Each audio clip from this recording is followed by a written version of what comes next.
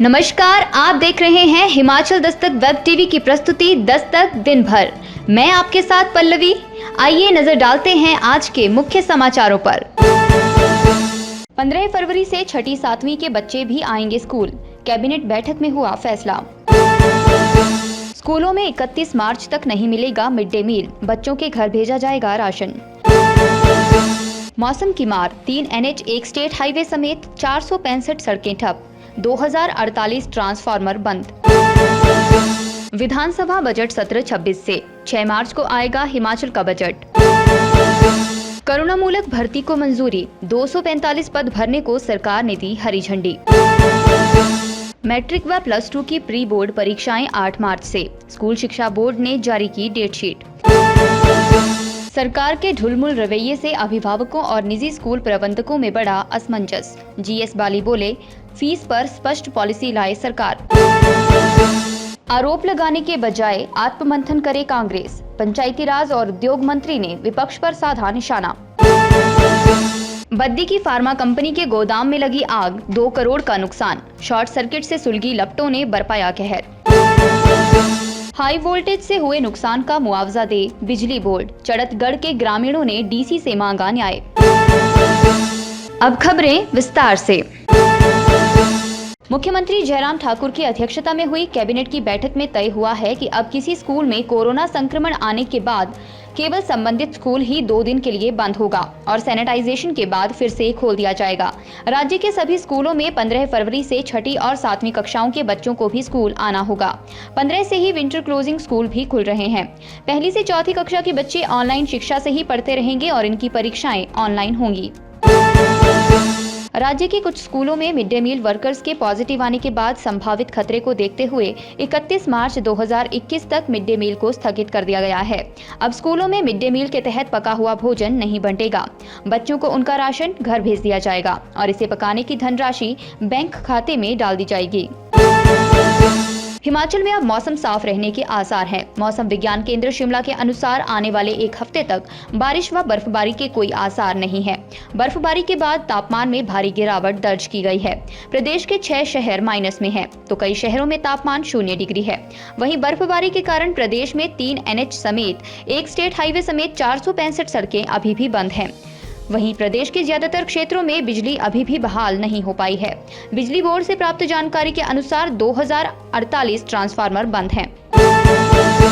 मंत्रिमंडल की बैठक में राज्यपाल से 26 फरवरी से 20 मार्च 2021 तक विधानसभा के बजट सत्र आयोजित करने की संस्तुति करने का निर्णय लिया गया। बजट सत्र में 17 बैठकें आयोजित करवाई जाएंगी। इसमें 6 मार्च को मुख्यमंत्री जयराम ठाकुर बजट पेश करेंगे। मंत्रिमंडल ने करुणामूलक आधार पर स्वास्थ्य एवं परिवार कल्याण विभाग में लिपिकों के 10 तथा चतुर्थ श्रेणी के 7 पदों को नियुक्त करने की अनुमति दी। PWD में चालक के 150 पद और राज्य सचिवालय में क्लास 4 के 78 पद भी भरे जाएंगे। प्रदेश में मैट्रिक व जमा 2 कक्षा के नियमित परीक्षार्थियों की प्री बोर्ड परीक्षाएं 8 से 20 मार्च तक संचालित की जाएंगी।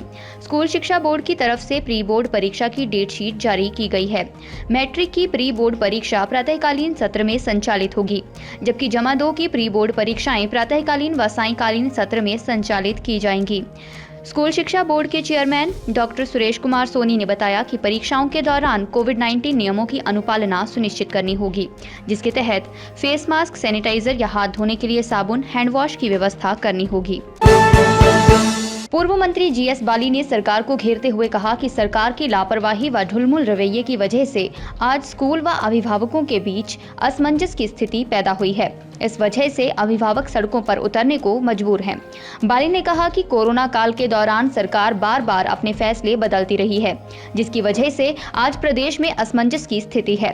सरकार को अपनी जिम्मेदारी समझते हुए एक क्लियर पॉलिसी निकालनी चाहिए, जिससे साफ हो सके कि निजी स्कूल क्या कर सकते हैं, क्या नहीं। देखिए, बात यह है कि कोरोना के दौरान कई बार सरकार ने ऐसे बयान दिए कि कोरोना के क्योंकि लोगों को बड़ा नुकसान हुआ, कुछ लोग नौकरी से चले गए, कुछ का रोज़गार बंद हो गया, तो सरकार ने बार बार अपने बयान दिए कि इनको बाध्य ना किया जाए एनुअल फ़ी के लिए और बाकी चीज़ों के लिए। सरकार का काम होता है कि क्लियर कट गाइडेंस, जब क्लियर कट पॉलिसी लेके आए तो मैं समझता हूँ कि जल्दी से जल्दी ये काम करना चाहिए और ताकि ये लड़ाई झगड़े जो है ये खत्म हो सके। हिमाचल प्रदेश के पंचायती राज मंत्री वीरेंद्र कंवर और उद्योग मंत्री विक्रम ठाकुर ने संयुक्त प्रेस वार्ता के दौरान कांग्रेस पर जमकर निशाने साधे।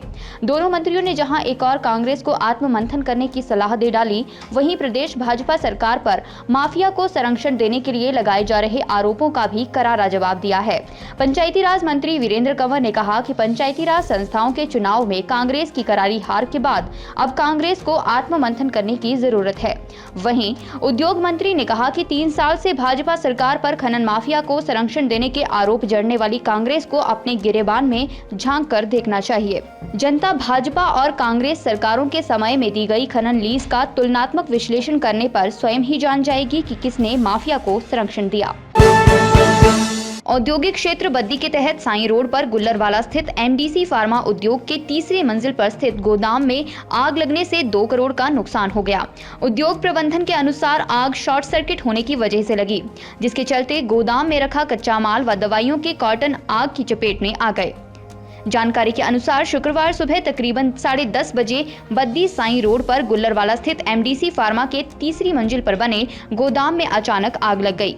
फायर ऑफिसर कुलदीप सिंह ठाकुर ने बताया कि आग लगने के कारणों की जांच की जा रही है। 3 घंटे की कड़ी मशक्कत के बाद आग पर काबू पाया गया, लेकिन अंदर दाखिल होने का रास्ता न होने के चलते आग पूरी तरह से बुझ नहीं पाई। एमडीसी फार्मा के जीएम वीरपाल सिंह ने बताया कि आग शॉर्ट सर्किट की वजह से लगी, जिससे कच्चा माल व दवाइयों के कार्टन आग की चपेट में आने से 2 करोड़ रुपए के प्रारंभिक नुकसान का अंदेशा है। आग अभी पूरी तरह से बुझ नहीं पाई है। आग बुझने के बाद ही नुकसान का सही आकलन लगाया जा सकेगा।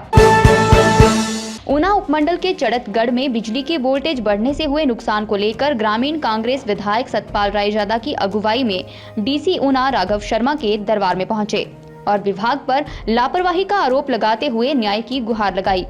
ग्रामीणों की माने तो बिजली विभाग की लापरवाही के चलते उनके घरों के उपकरण खराब हुए हैं, जिसका उन्हें मुआवजा मिलना चाहिए। बीडीसी सदस्य चरणजीत कौर ने बताया कि वीरवार दोपहर को अचानक बिजली का वोल्टेज बढ़ने से मीटर जल गए, लिहाजा ग्रामीणों को मुआवजा मिलना चाहिए। वहीं कांग्रेस विधायक सतपाल सिंह रायजादा ने कहा कि इस गांव में यह घटना काफी बार हो चुकी है और ग्रामीण इस समस्या को हर जगह रखते आ रहे हैं। इस बार ग्रामीणों के साथ वह भी बिजली बोर्ड के अधिकारियों से मिले हैं और बोर्ड अधिकारियों को ग्रामीणों के नुकसान का जायजा लेकर आगामी कार्यवाही करने के निर्देश दिए हैं। डीसी ऊना राघव शर्मा ने कहा कि बिजली से संबंधित समस्या को लेकर ग्रामीण उनसे मिले थे, जिसके संदर्भ में बिजली विभाग के अधिकारियों को उचित कार्रवाई के निर्देश दिए गए हैं।